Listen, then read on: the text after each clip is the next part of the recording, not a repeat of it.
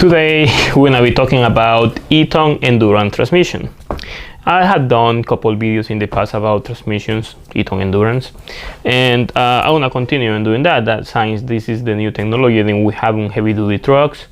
And if you have a freightliner, a KW, Peterbilt, Volvo, or any other brand with a Cummins engine, you are going to have a Eaton Endurance. And if you have a Packard engine, of course you want to have an Endurant transmission. You have different names. It goes for the name of Packard Endurant, Eaton Endurant, Eaton Ultra Shift, and other names than different users have for this transmission. But at the end, it's the same transmission. So the reason why we're doing this video is because today we want to talk about the broken clutch on an Eaton Endurance, what it does. What is the problem when you have a broken clutch on an Eaton Endurance? The Eaton Endurance is going to work fine as long as everything is like perfectly working in harmony with each other. But if the clutch is not good, you're gonna have a problem. So what happened to this specific truck? Actually, this truck belongs to a YouTuber and then goes by the name John F. de Colombia. He owns this red truck, and anyway, he was having that problem, but whatever. So the situation goes like this. Every time he was trying to put the truck into gear, it was not accepting the gear.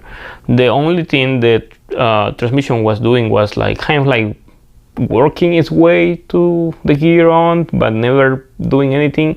You could hear the sound of the transmission working, moving mechanical components, trying to get the gear on, but it couldn't. So after a while working on this truck, trying to find out what was the issue of this problem, of course we dismantled the transmission. We took the transmission off the truck, and we found then the clutch was broken. It had one of the release tooths of the clutch. That one of them was broken, as you can see, and that was the reason why it wasn't releasing the clutch completely. So what exactly happened? What was happening inside the transmission? So the problem was then every time the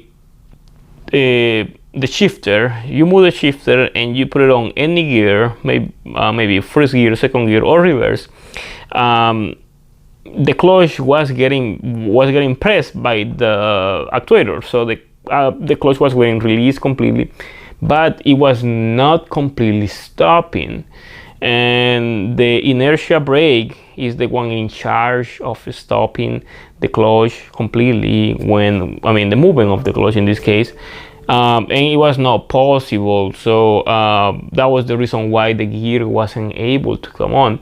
I see a problem here, and the major problem is that the transmission doesn't recognize a problem when the clutch is not getting released.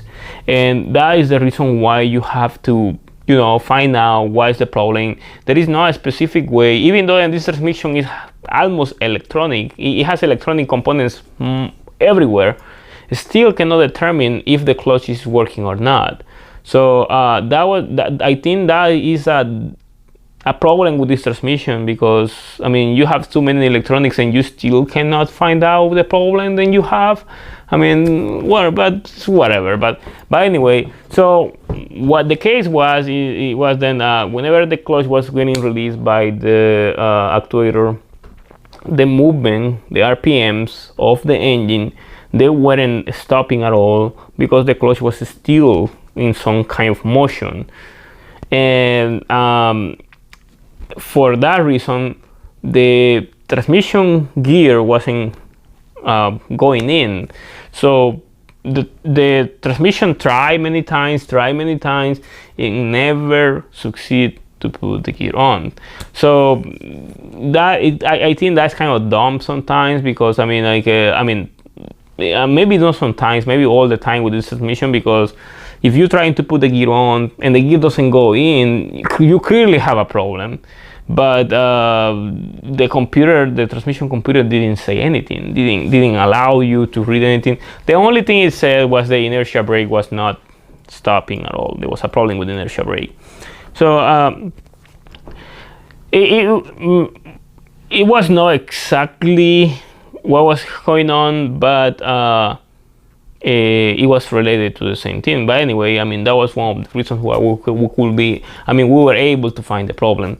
Then the clutch was broken. Other than that, we were just guessing where the problem was. But of course, the measurements, like 600 RPMs on the engine and the main shaft on the transmission, it was 600 RPM. So that was something wrong whenever you're trying to put the gear on. So there was a problem. So clearly we had a problem with the clutch.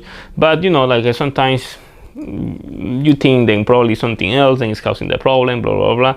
But anyway, the point is this: if you have a Eaton Endurant transmission, Packard Endurant, Cummins Endurant, or whatever name it is on your truck, and the gear is not going in, it's possible then the clutch is bad. It is possible, but doesn't mean then it is the clutch.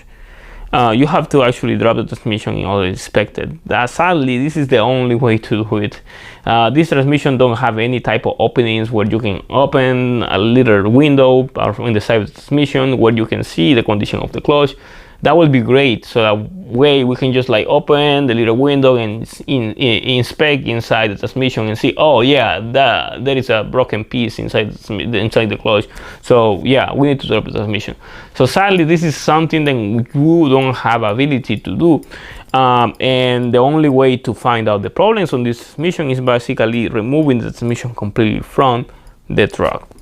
And that's how we found the problem on this truck. Like after getting different type of testings, doing different type of you can say changing parts here and there.